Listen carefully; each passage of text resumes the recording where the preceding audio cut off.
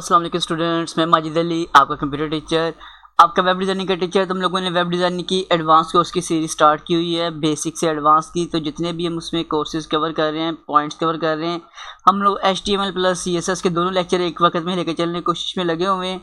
तो उसी तरह आज के जो नेक्स्ट लेक्चर में जिस चीज़ की हम बात करने वाले हैं वो हमारे पास जिस टैग का नाम, उसका नाम है कोड टैग। कोड टैग क्या चीज़ है और कोड टैग से क्या रिजल्ट आता है, क्या उसका फ़ायदा नुकसान है, डिस्कस करते हैं आज की इस वीडियो में। चलिए स्टार्ट करते हैं वीडियो को। आज एक छोटी सी फाइल मैंने बना के यहाँ रखी हुई है अपने पास, और मैं स्क्रीन को मिनिमाइज कर लेता हूँ अगर, तो ये लीजिए, ताकि आपको प्रॉपर ये नज़र भी आता रहे और वहाँ पे भी आपको ये आसानी रहे। तो फर्स्ट ऑफ ऑल हमारे पास कोड एलिमेंट है। हमारे पास एलिमेंट टैग को एक्चुअली बोलते हैं, इसलिए कोड एलिमेंट है। कोड एक तो लिखने वाले को भी कोड कहते हैं ना, कि हम कोडिंग कर रहे हैं। तो एक हमारे पास कोड खुद टैग भी है, तो उस कोड टैग के जरिए क्या काम करना है वो देखते हैं जी। तो उसके लिए हमें करना ही पड़ेगा the CSS code font background minus colour, मतलब कि इसको यूज़ करने का तरीका क्या है। यहाँ क्या ये किया गया है, थोड़ा सा टेक्स्ट लिखा गया। मैं इसको समझाने के लिए मैं इसको यहाँ से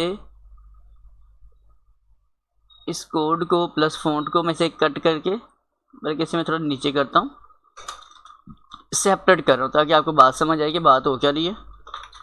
उसके बाद कोड टैग को भी नीचे कर देता हूँ ताकि और अच्छे से समझ सके बात मेरी को आज की। लें जी, लास्ट वीडियो में हमने फ़ॉन्ट टैग को कवर कर लिया था। तो फ़ॉन्ट टैग के ज़रिए मतलब कि टेक्स्ट को कलर दिया गया, और कलर देने के बाद क्योंकि ये सारा टेक्स्ट एक ही लाइन में आपको लिखा नज़र आना है, जब इसका रिज़ल्ट आएगा तो मैं इससे पहले रिज़ल्ट चेक करवाता हूँ Ctrl+S करके, रिज़ल्ट आ क्या रहा है और फ़ॉन्ट टैग बीच में क्या अपना काम दे रहा है, और साथ के साथ कोड टैग अपना क्या काम कर रहा है जी। तो ये मेरे पास कुछ रिज़ल्ट आ रहे हैं, इसे रिफ़्रेश करते हैं। थोड़ा सा मैं Ctrl+ से जूम करता हूँ इसको, ताकि आपको ज़रा नज़र आ सके अच्छे से। ये देखिएगा जी, जो मैं जैसे कोड भी ओपन कर लेता हूँ, जो था हमारे पास H1, ये जस्ट हेडिंग थी टाइटल आपके लिए, वो यहाँ से ये टाइटल जस्ट नज़र आ रहा है। इस टैग को भी डिस्कस नहीं किया हुआ, जैसे जैसे वक्त गुजरेगा मैं इसको डिटेल से डिस्कस करूँगा आपके साथ। फिर बारी आती है हमारे पास P टैग, ये भी एक टैग है हमारे पास।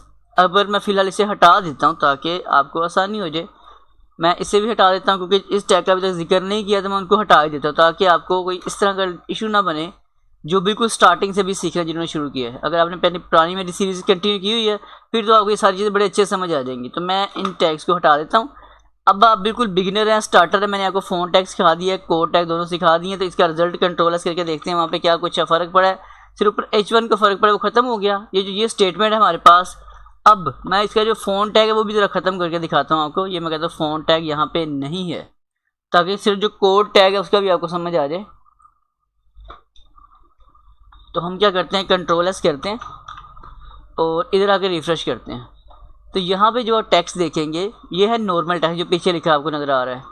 जब बाय डिफ़ॉल्ट कुछ भी लिखते हैं, welcome to my web class कुछ भी, तो वो आपको टेक्स्ट इस तरह से हमेशा नज़र आएगा लिखा हुआ। लेकिन अगर आप उसके बीच में कोड का टैग इंसर्ट करते हैं, जैसे मैंने यहाँ पे किया हुआ है code tag start, code tag close, इसका मतलब है कि ये जो ये लिखा हुआ टेक्स्ट इतना सा है, ये लिखा हुआ इस तरह साइज थोड़ा छोटा करके डिस्प्ले हो जाएगा। और उसको थोड़ा सा मज़ीद हाईलाइट करने के लिए हम क्या कर लेते होते हैं, टैग लगा लेते हैं फ़ॉन्ट का, जो मैंने फ़ॉन्ट टैग वहाँ पे कलर देने के लिए जस्ट यूज़ किया था, ताकि थोड़ा सा और प्रोमिनेंट हो जाए कि इस स्टेटमेंट के अंदर जो कोडिंग की बात की जा रही है वो बैकग्राउंड कलर की है।